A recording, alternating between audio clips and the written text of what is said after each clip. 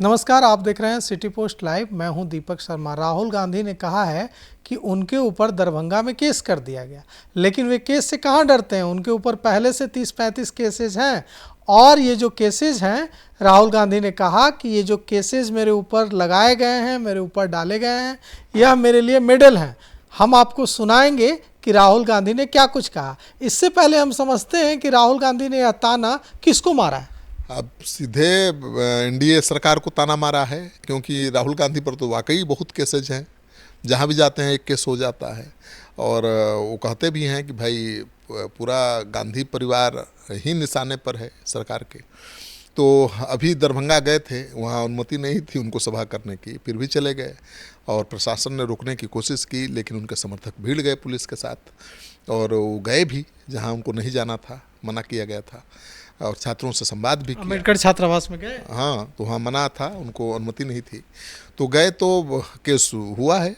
और केस ऐसे मामलों में होता ही रहता है, क्योंकि अब पुलिस और प्रशासन ये आधार बनाएगा कि कानून व्यवस्था गड़बड़ हो सकती, कानून व्यवस्था की स्थिति उत्पन्न हो सकती थी, लॉ एंड ऑर्डर का प्रॉब्लम हो सकता था, क्योंकि मना करने के बावजूद वो पहुँचे थे।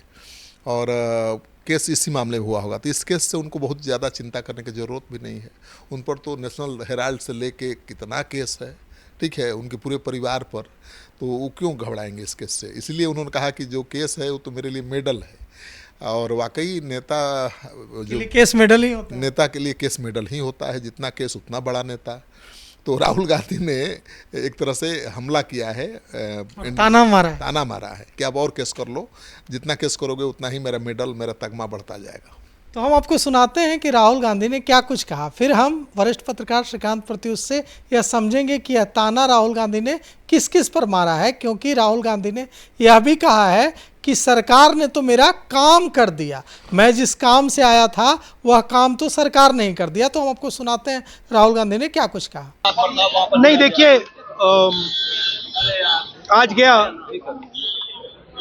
पहले, मतलब इनको कोई प्रॉब्लम दिख नहीं रहा था, मगर अचानक उन्होंने फिर रोकने की कोशिश की, मगर ठीक है, हम चले गए, हमने जो करना था कर दिया। जाति जनगणना की बात की मैंने वहाँ पे, और ये कहा कि देखिए, जो प्राइवेट यूनिवर्सिटीज कॉलेजेस में कानून है कि रिजर्वेशन होना चाहिए, वो कानून लागू हो और 50% की जो दीवार है रिजर्वेशन वाली वो तोड़ी जाए। ये हमारी मांगे हैं और इनको हम पूरा करके दिखाएंगे।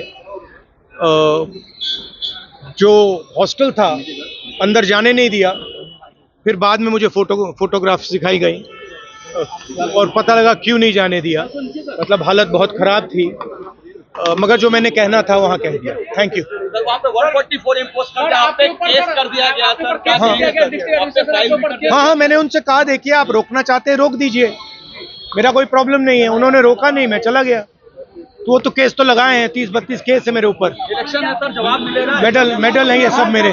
तो राहुल गांधी कह रहे हैं कि केसेस मेडल हैं। और इससे पहले जब राहुल गांधी मूवी देखकर लौटे थे तो उन्होंने कहा था कि मूवी बहुत अच्छी है, आप लोग भी देखिए।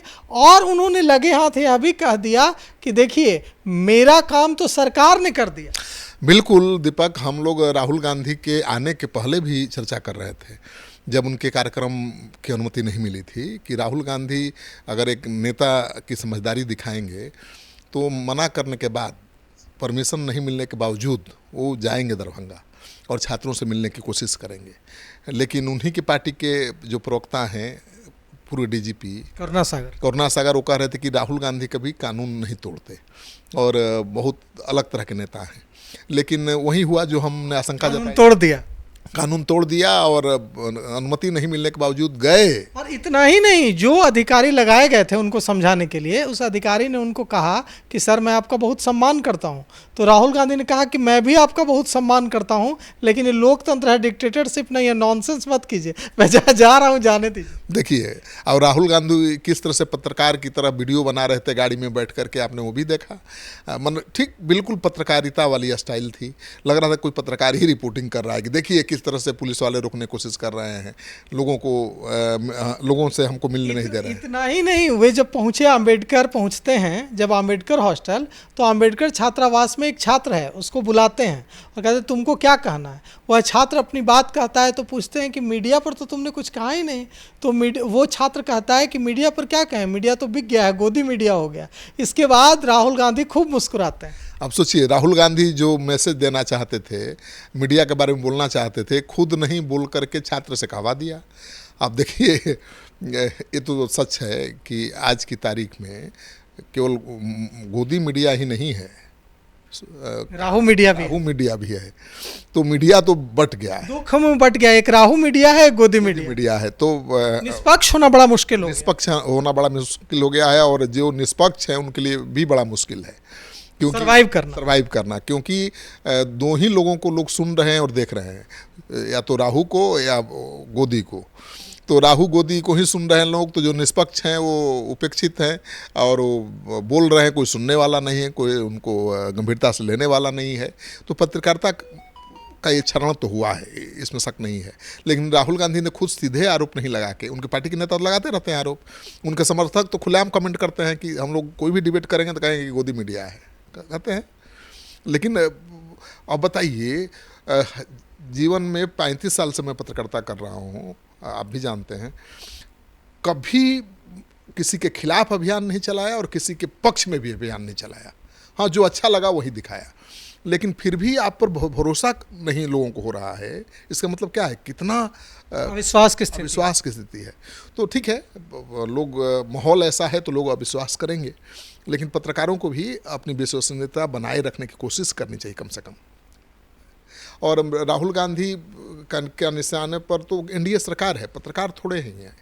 पत्रकार भाई देखिए, तो उन्होंने एक मीठा तंज कस दिया। और राहुल गांधी जिस अवतार में दिखे, वो एक अलग अवतार था भाई। राहुल गांधी इतना एग्रेसिव, राहुल गांधी एक पत्रकार की भूमिका में, राहुल गांधी कह रहे हैं कि हम तो आए थे जिस काम से वो काम हो गया, सरकार ने कर दिया। क्या काम था? यही काम था। हम लोगों ने कहा था ना कि सरकार और पुलिस उनको रोकेगी तो ज़्यादा फायदा होगा उनको, और नहीं रोकती सरकार, प्रशासन नहीं रोकता, तो शायद ये खबर ही नहीं बनती। खबर इतनी बन रही है, ज़्यादा से ज़्यादा पैकेजेज बन रहे हैं राहुल गांधी पर, उनकी यात्रा को लेकर। क्या हो जाएगा? 144 तोड़ने का केस ही हो गया दरभंगा में, इससे क्या हो जाएगा? लोकसभा में नेता प्रतिपक्ष, ऐसे केस तो किसी के खिलाफ हो जाए तो क्या होता है? कुछ नहीं होता है। लेकिन राहुल गांधी को जो बेनिफिट, जो माइलेज मिल लेना था, वो ले लिया उन्होंने। अगर सरकार ने रोका नहीं होता उनको, या जिला प्रशासन ने अनुमति दे दी होती, तो आते 10 मिनट का भाषण करते, 10-15 मिनट से ज़्यादा बोलते भी नहीं हैं वो, चुपचाप चले जाते, एक खबर बनती।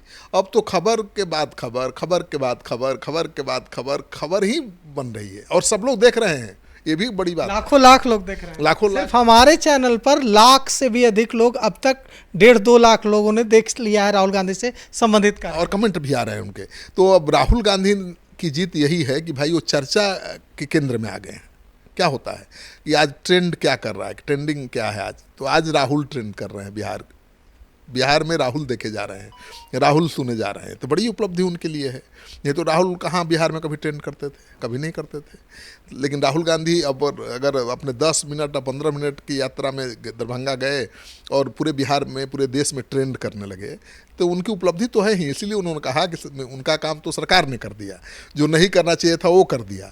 तो राहुल गांधी तो बहुत खुश नजर आ रहे थे। अब देखा ना, बहुत उनको लग रहा था कि मेरी यात्रा सफल हो गई। विरोध नहीं होता तो सफल नहीं होता। सरकार ने मेरा, इसीलिए उन्होंने कहा कि सरकार ने मेरा काम कर दिया। बिल्कुल, तो विरोध हो गया, हंगामा हो गया, तो उनकी यात्रा सफल हो गई, क्योंकि यात्रा चर्चा में आ गई, और अब हर जगह पर उन्हीं की चर्चा हो रही है।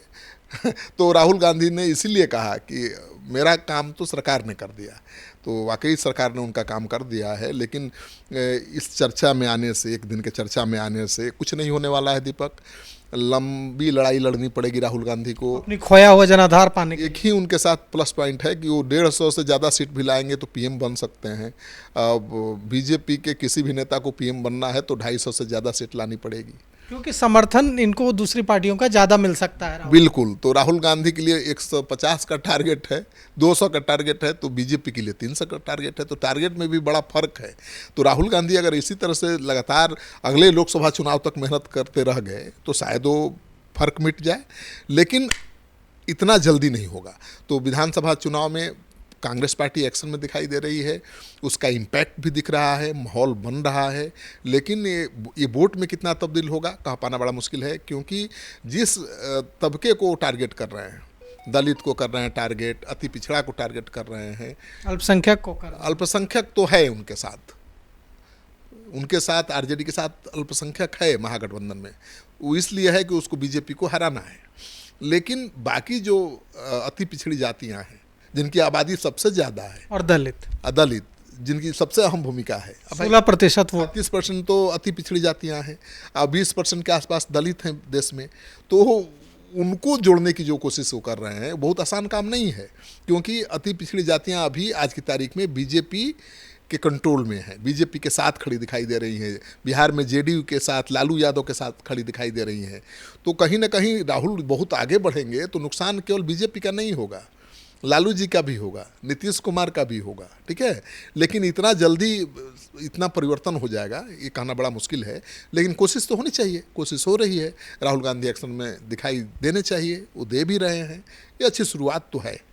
तो राहुल गांधी बिहार से बहुत खुश होकर गए हैं, यूँ कहें कि आह्लादित होकर गए हैं, और यह कहते हुए गए हैं कि थैंक यू, बिहार सरकार ने मेरा काम कर दिया। अब सोचिए कि वे दरभंगा गए थे, दरभंगा में उन्हें रोक दिया गया, उनके खिलाफ FIR केस दर्ज किया गया, FIR की गई, और इसके बाद भी अगर राहुल गांधी यह कह रहे हैं कि सरकार ने मेरा काम कर दिया, तो मतलब साफ है कि उनको समझ में आ रहा है कि उन्हें रोकने की कोशिश कर सरकार ने उनको माइलेज दे दिया। तो फिलहाल इस खबर में इतना ही, आगे की खबरों के लिए देखते रहिए सिटी पोस्ट लाइव। शुक्रिया।